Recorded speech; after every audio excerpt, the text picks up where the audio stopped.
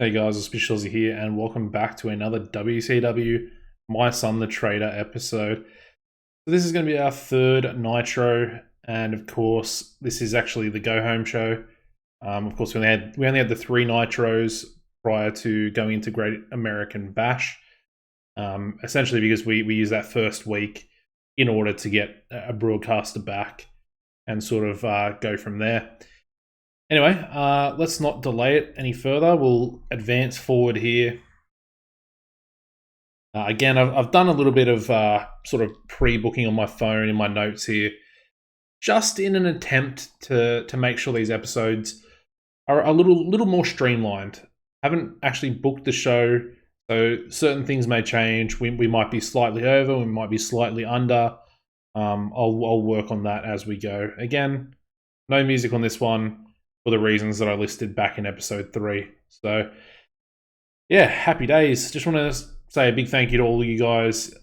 You've been smashing the like button recently. I've been just sort of overwhelmed with how much support there's been on these recent episodes, and the fact that I'm back making videos again, of course.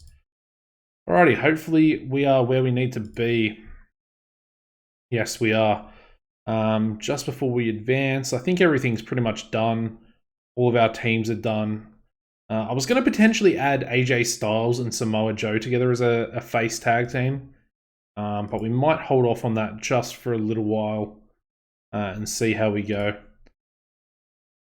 Alrighty, who shall we rib today? Evan Courageous. No? Cool. Alright, let's run back in the... Where are we? Mid-South. Is it Mid-South or Midwest?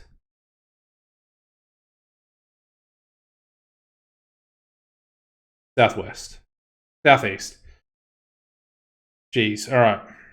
I mean, this one's called the Mid-South Coliseum, albeit it's in the Southeast. Doesn't exactly make a whole lot of sense to me. Anyway, it is fine. Where are we going to go? What? We did the Mobile Civic Center last time. I mean, maybe Jacksonville? Let's do Jacksonville.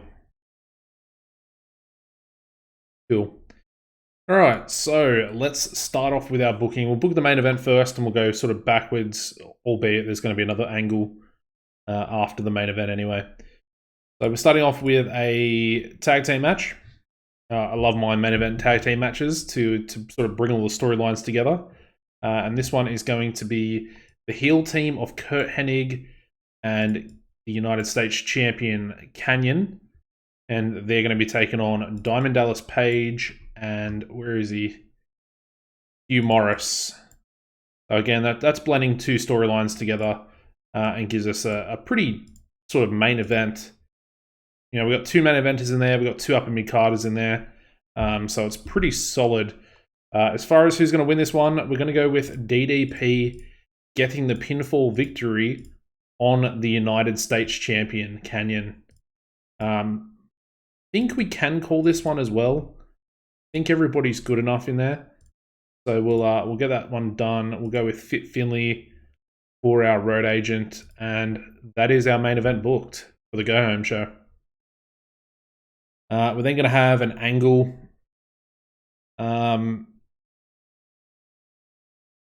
Which is pretty simple, this one.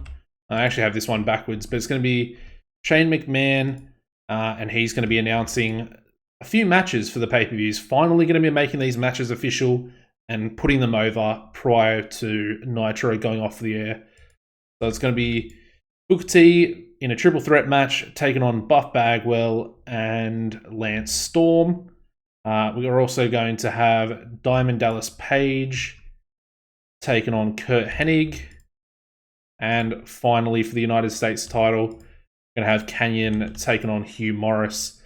And again, that's going to blend all of those storylines together. We'll have them all on screen because realistically, the match graphic would be on the screen at this time. So let's quickly write this out. McMahon makes it official. Makes matches official for pay-per-view.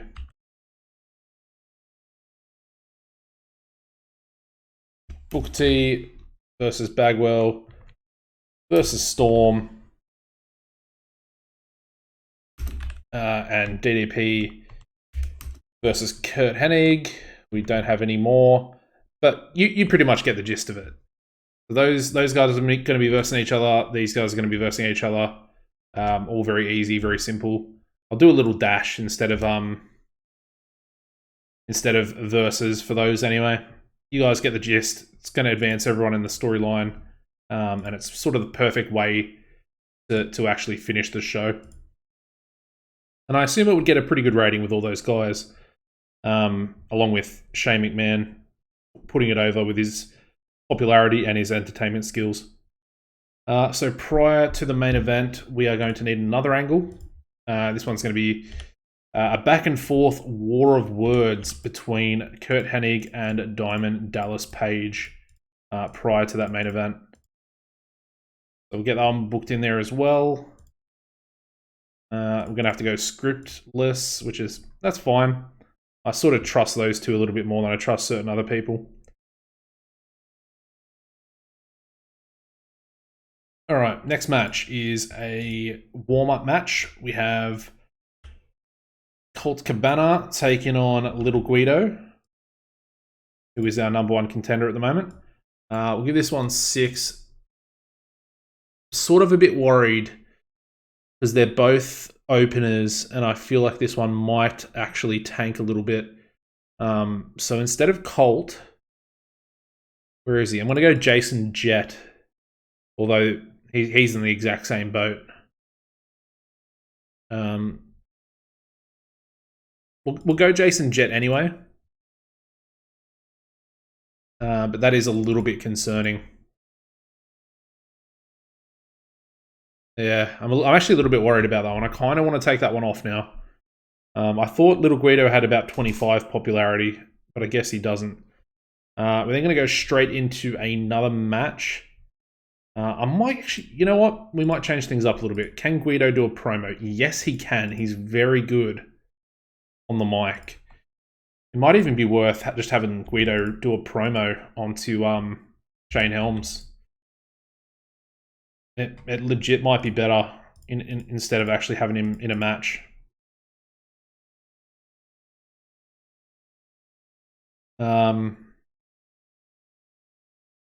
Yeah, I don't know. That's a tough one. That's a tough one. I might put that before his match. Hopefully it doesn't actually bomb it too bad. Then we'll go a tag team match where we can have Anguish taking on 3 count. We'll give that 8 minutes. Give it a little bit of time. And then of course we'll give Super Crazy the victory. Because realistically, Super Crazy is the better of the two, and he is ultimately the one that I want to push. So yeah, Anguish versus 3 count. We're going to have an angle. It's going to be Chuck and Sean O'Hare. And they're going to come out and cut a promo onto Anguish. Going to make sure I actually script them this week as well. So Super Crazy and Psychosis. They'll be on screen, but they won't be doing any talking. That'll go after their match. What else have we got? Actually, that can go before their match. We'll do that before the match, similar in that fashion. We then have another angle where we have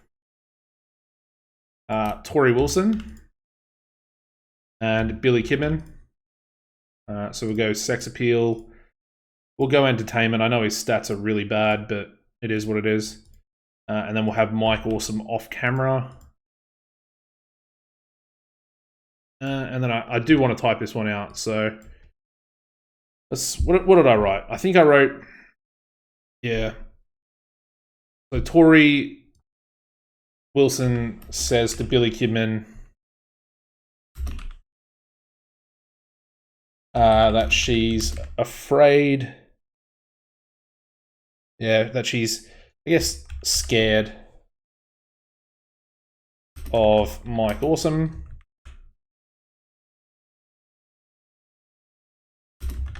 And then we have Billy says,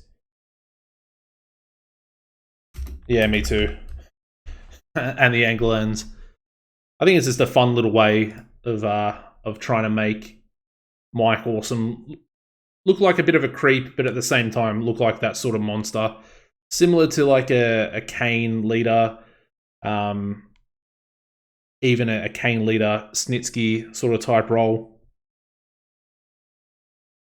And then we're going to have a match. It's going to be Mike Awesome.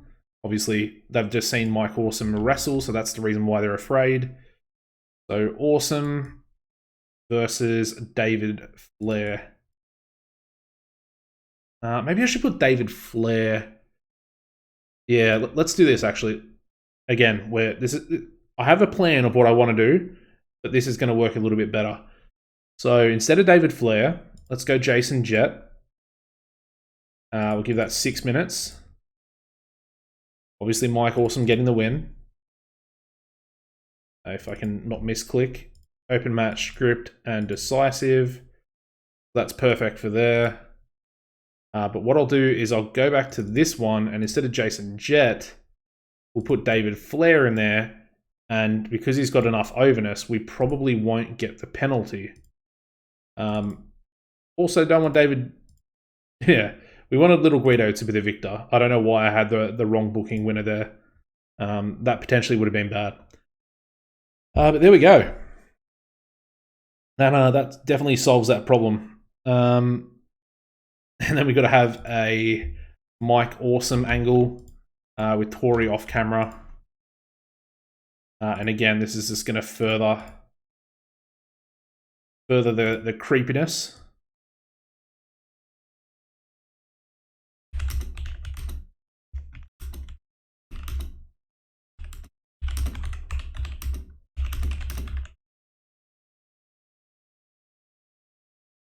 And yeah, Mike Awesome comes out before his match, says that he's going to win the match for the beautiful Tori Wilson. Again, continuing that sort of creeper storyline we've got going on. We then got another angle. Let me book the match first, and then we'll chuck the angle in there. So it's going to be Lance Storm taking on Kevin Steen. Give that one 6 minutes as well. And as you can imagine, Lance Storm going to get the victory. That's all fine. Lance Storm wins. And then we're going to chuck a promo post-match. We'll go Lance Storm, Natty Neidhart, and Kevin Steen. And then we're going to just have some success on all those people. They're all going to be on camera because obviously Kevin's still out there after his match. And we're going to have... let's get rid of Natty. She's sort of just there just to be there, if that makes sense. Because she's the manager for Team Canada at the moment. And yeah, Lance Storm says that Kevin Steen is not a good enough Canadian and rejects him. And rejects him from his team. So, yeah. Apparently, Steen is not good enough to become a part of Team Canada WCW. Alright, we're then going to have another angle. This one's going to be Sean Stasiak, along with Stacy Keebler, his manager. We'll go sex appeal for Stacy. Chuck it like that. We're going to have... I'm going to have Sean Stasiak states that WCW management is overlooking him and he is championship material. Good stuff. And we then move into a match where we have Rob Van Dam. Actually, it needs to be a tag team match. So we got Rob Van Dam teaming up with Billy Kidman, and they're going to be taking on the team of Young Dragons. Give it 8 minutes. The winner is going to be Rob Van Dam. Doesn't really matter who the loser is. Perfectly fine. Actually, at ringside, we're going to have Chavo. And this will become a bit more obvious as to why he's down there once we book that angle. I believe that can actually be our high spots match. That should be good enough for that. Then we're going to have an angle where Chavo Guerrero is essentially just going to attack Rob Van Dam prior to that tag match. But he does, of course, come out on top anyway. So let me actually write this one in. Chavo Guerrero attacks Rob Van Dam. Oh, going the wrong way there. Attacks Rob Van Dam pre-match. Leaving him bruised and battered. Kill. Again, still building up a little bit more towards their ladder match at the pay-per-view at the Great American Bash. We then go into another match. This one's going to be Sean Stasiak. And he's going to be taking on Samoa Joe in a 6-minute match. Stasiak getting the win. We'll go Tainted, and we're going to go with Manager Interference Finish. With... Well, actually, I don't think you actually need to put it in there. I'm hoping it'll work itself out. But that goes in there like that. Might even make that the storytelling match.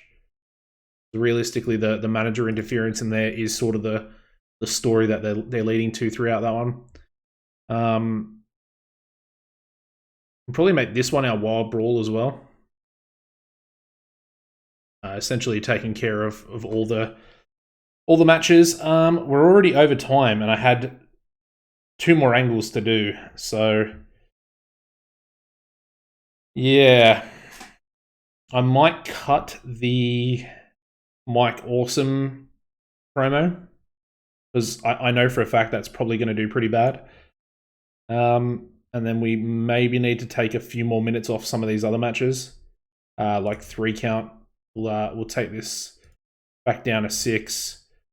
We'll take this one back down to 6 as well. And then we can maybe take a minute off Stasiak and a minute off Blair and Guido. And now we can actually chuck in those 2 more promos.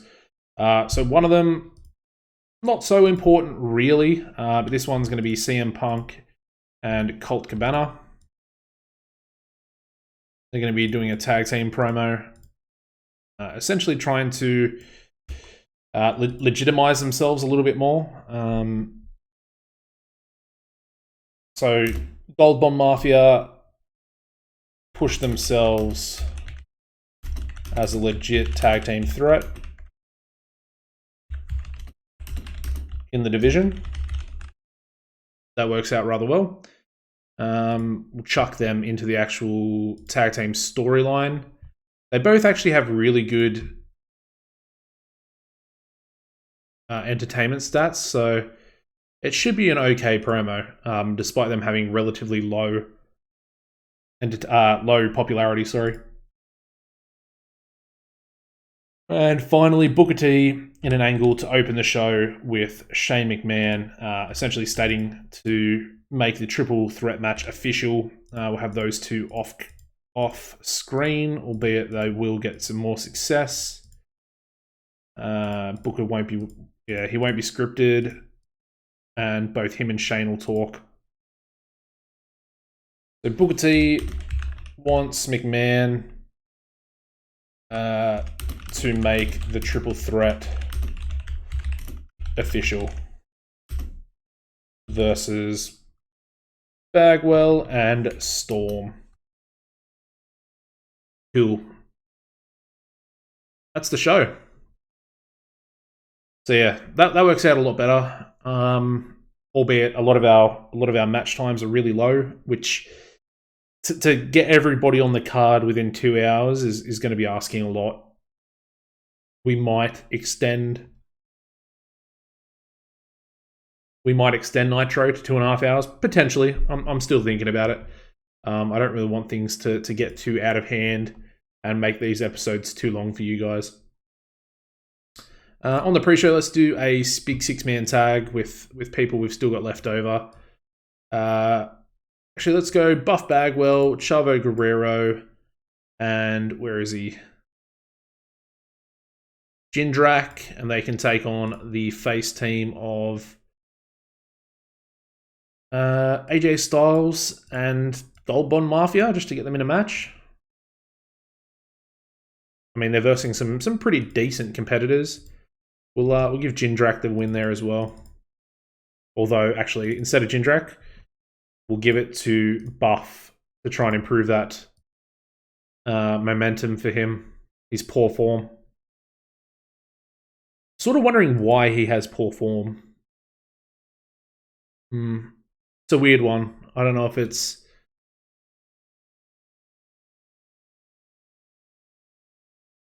I genuinely don't know. So we'll go with that on our pre-show, and yeah, looks pretty good. Let's run the show. So we kick things off with a 55 rated pre-show match. We have the big 6-man tag. We have Buff Bagwell, Chavo Guerrero Jr., and Mark Jindrak, and they defeat the young team of AJ Styles and the Gold Bond Mafia in 12:28, when Buff Bagwell pinned AJ Styles with a blockbuster. Again, extremely poor form. What else we got? CM Punk getting better at his gimmick. Love that. All right, we kick the actual Nitro show off with a very, very strong angle. Another 99 rated segment here, where we have Booker T confronting Shane McMahon in the ring, and Booker T states that he wants Shane McMahon to make the triple threat match at the Great American Bash official, and he wants Bagwell and Storm in that match for the World Heavyweight title. Really good angle. I mean, pretty much Booker T at this point, along with Shane McMahon, they're both sort of angle machines, if that makes sense. They're really going to continue to churn out those high ratings, which is arguably going to save our show. All right, we then go into a 38 rated angle. It's actually not too bad. It's almost at a 40, which would be a green rating, where we have the Gold Bond Mafia being CM Punk and Colt Cabana, and they come out and push themselves to the crowd as a legit tag team threat for the division and for Columbo and O'Hare's tag team titles. We then go into a 31 rated singles match where we have Sean Stasiak defeating Samoa Joe in just under 5 minutes by pinfall with a fisherman suplex after we had Stacy Keibler interfering. Of course, Stacy is Sean's manager, and she did some good work at ringside there. Pretty terrible match though. Alright, we then go into a 52 rated angle where we have Chavo Guerrero attacking Rob Van Dam pre-match, leaving him bruised and battered prior to that tag match. The tag match itself actually did pretty well, getting us a 60 rating here, where we have Rob Van Dam and Billy Kidman defeating Young Dragons in 6:25 when Rob Van Dam pinned Kaz Hayashi with a frog splash. And of course, Rob head and shoulders above everybody else in the match. Apparently, the high spots match wasn't a good spot for this one, considering that apparently the crowd wasn't buzzing. Anyway, we move into a 45 rated angle where we have Sean Stasiak. He, of course, states that WCW management is overlooking him and he believes that he is championship material.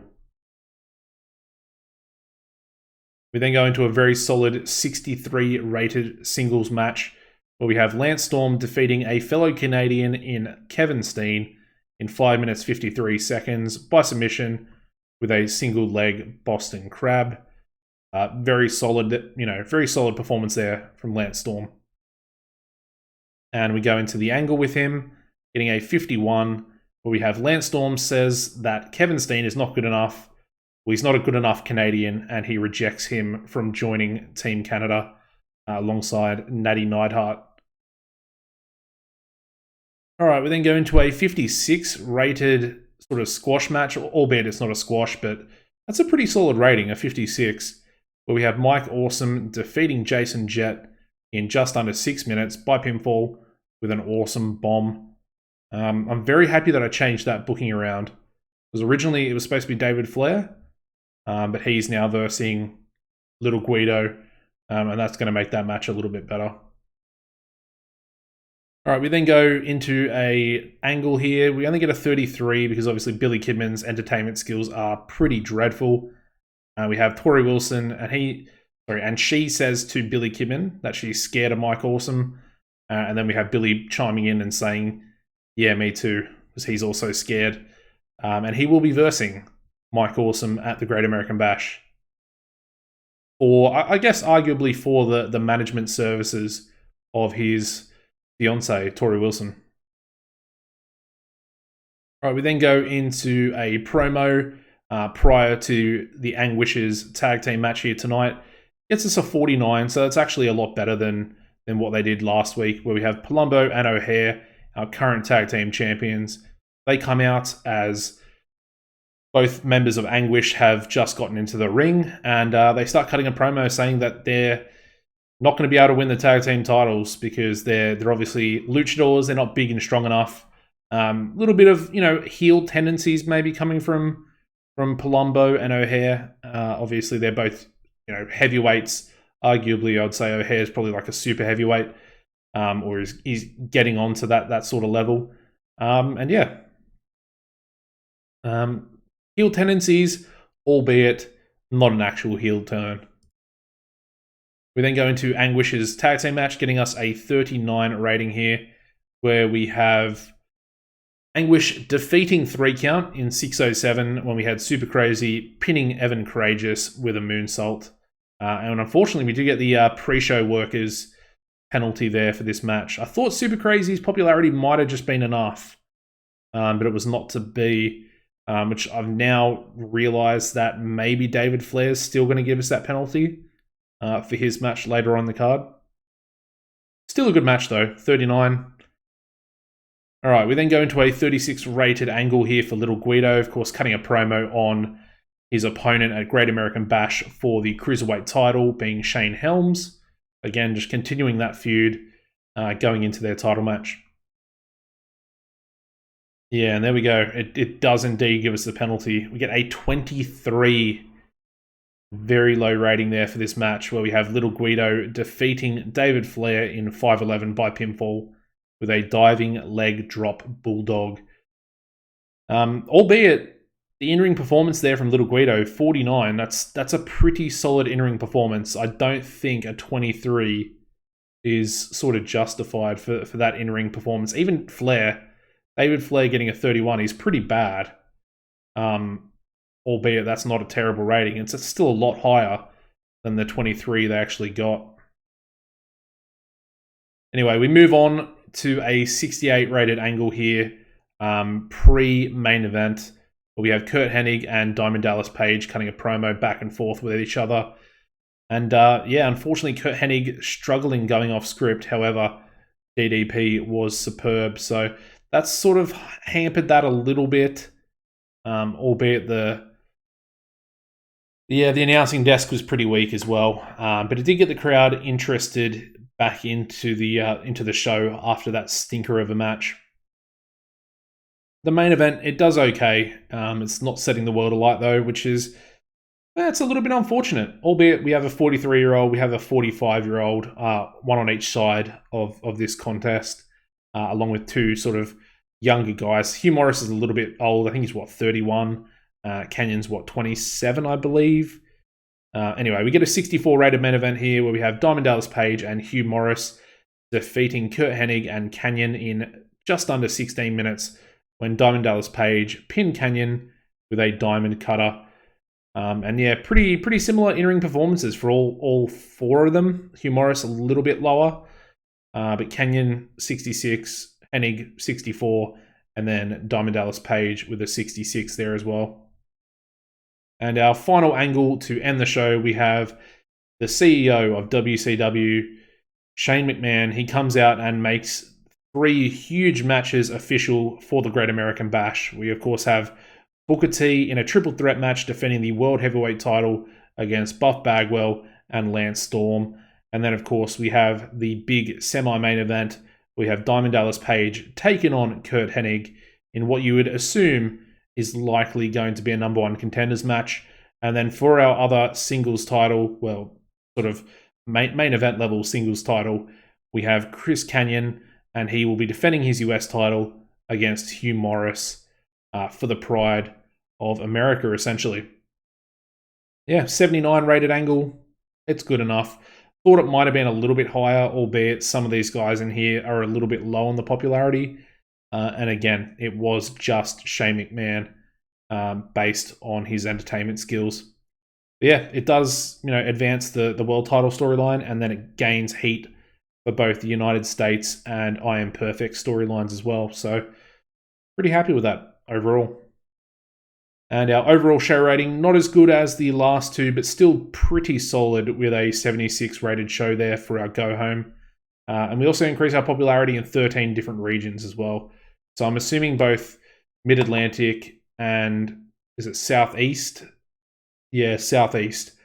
Those 2 probably didn't go up as a result of them both being at that sort of level, 74, 75. So yeah, it is what it is. It's perfectly fine. Our viewing figures slightly down. We're at a 1.09 TV rating for this week. So I think it was it 1.12 last week? I think we've lost about just under 20,000 viewers. Sort of like 17,000, 18,000, somewhere around there. That's not too bad at all. Not too bad at all. And yeah, our next show is going to be the Great American Bash in 5 days. As far as that goes, let's check a little bit of popularity before we leave off. Booker T is still continuing to go up there, skyrocketing, especially for this month. He's up to 78s, and he's even got a couple of 79s in there as well. So he's above and beyond our best worker we have at the moment. We're going to try and push those other guys, Lance Storm, Buff Bagwell, Canyon. We're going to try and push those guys up to that top level. Even Rob Van Dam and Chavo, I would like to get them up there in the next sort of 6 months or so. But yeah, he looks good. Albeit, I don't think Buff is really... He's gone up to 61. That's not too bad. He's gone up to 61. Okay, so he actually is improving. Chavo's up to a 40, which is very good because he starts at, 35, I believe? Yep, starts at 35. Rob Van Dam took a little bit of a loss, taking... he essentially lost like 2 points. But even he's back up to 40 nearly in all the regions. A couple of 39s in there still, but... we'll be getting him back up as well. I didn't mean to exit out there. And I did not mean to click on that either. Who else should we have a quick look at? Canyon has not improved, which is strange. Well, he has improved. He just hasn't improved this month yet. We haven't really done too much with Canyon. And he did just take a loss to Diamond Dallas Page. But yeah, he's up 5 points from where he started, I guess. So, that's somewhat good. Who else? Let's take a quick look at DDP himself. He started off at 75, so he's at 74 now. He's got 75 in the Midwest and Great Lakes, so he's sort of back up to that level. And then maybe Curt Hennig's probably the only other one that we should really look at. And Curt Hennig, I think he started off at 50, and he's sort of up a little bit. He's up to 53 and 51 in most regions. So yeah, 53 in the Southeast, which is where we just ran, and where we've run 2 shows this month. So yeah, he's doing well. He's doing very, very well.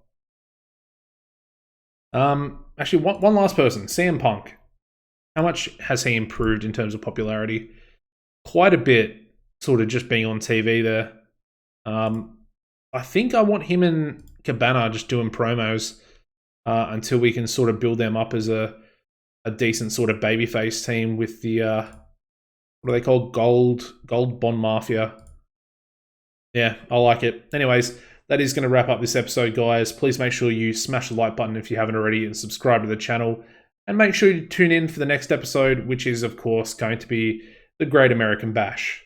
Thanks, guys, and goodbye.